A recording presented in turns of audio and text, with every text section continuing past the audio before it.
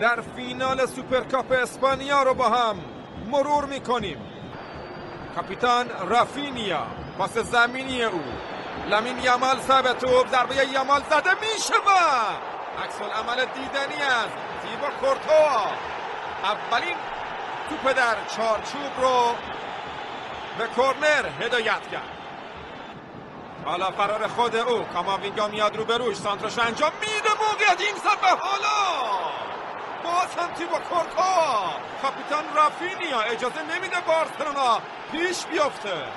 در میاد حالا تند و تیز، اون شلوغی میخواد وینیسیوس ضد حمله بزنه، موفقه، توپو گرفته از کاسادو. حالا امباپه، 2 در مقابل 2. کیلیان امباپه صاحب توپ هست، خود امباپه و گل. کیلیان امباپه و گل. رئال مادرید دقیقه 5 خلاف جریان بازی بزرگی خودش رو به رخ میکشه. آیا این صحنه خطایی بوده یا نه؟ وینیسیوس جونیور توپو از کاسادو رو بود.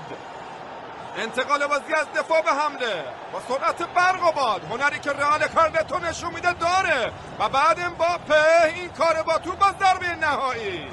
شزنی رفت سمت مخالف، توپ به سمت مقابل رفت و سپس همه چیز عوض شد. رئال پادرمیونی کرد تا حرف دل این بازی شنیده بشه. من خواست و تماشاییم. این حرف دل این بازیه که حالا رخنمایی میکنه. بالده، پاس زمینی او، موقعیت، این شوت سنگین خوب اوت میشه برای بارسلونا که هیچ کدوم به گل تبدیل نشد. سانتر انجام میگیره و حالا بلینگام در پای توپ بود. یه کار قشنگ، حالا پشت دفاع، این ضربه زده میشه و حالا کورنری مجدد. پدری شانس داشت، یه فرار، موقعیت برای گل مساوی. لامین یامال یک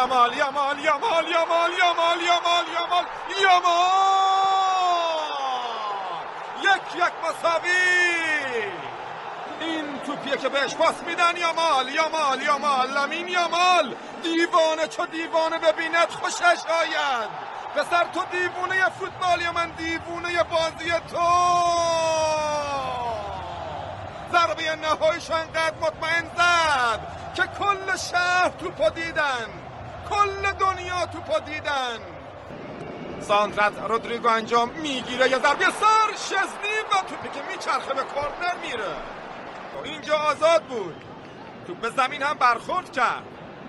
اضافه میشه جولز کنده، مندی میره رو بروش، سانتر انجام میدن، یه برخورد داخل محوطه جریمه، گاوی روی زمین. صدای اعتراض رئالی ها، امیدی که تو چشم بازیکنای بارساست. این صحنه فقط یه تصمیم ساده نیست، میتونه سرنوشت نیمه اول رو تغییر بده. بازگشت خیل مانزانو، پلک نزنید. خیل مانزانو میره سمت محوطه جریمه. خیل مانزانو، پنالتی. چشم‌های خیره به پای او به این توپ، به تیبو کورتوا. لوا لواندوفسکی، 2-1 بارسلونا. ببین، بوم، زد به گوشه دروازه، جوری زد که خون تو رگ رئالی ها یخ زد.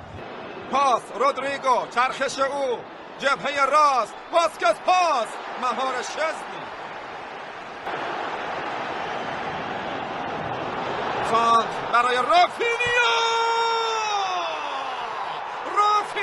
3-1 بارسلونا. فراری از رافینیا، سانت از رافینیا، اقدام به زدن ضربه سر از لواندوفسکی. او دوباره دچار مصدومیت میشه.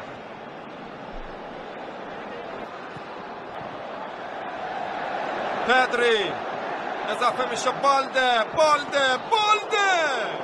کورنر میده، تیبو کورتوا بدشانسی در رو وا کرد. بارسلونا یا هانسی فلیک حسابی باید حواس جمع باشه. البته که این ضد حمله ها کمر رئال رو بیش از این میتونه بشکنه. رافینیا دیر شد یا نه؟ رافینیا گل پنجم.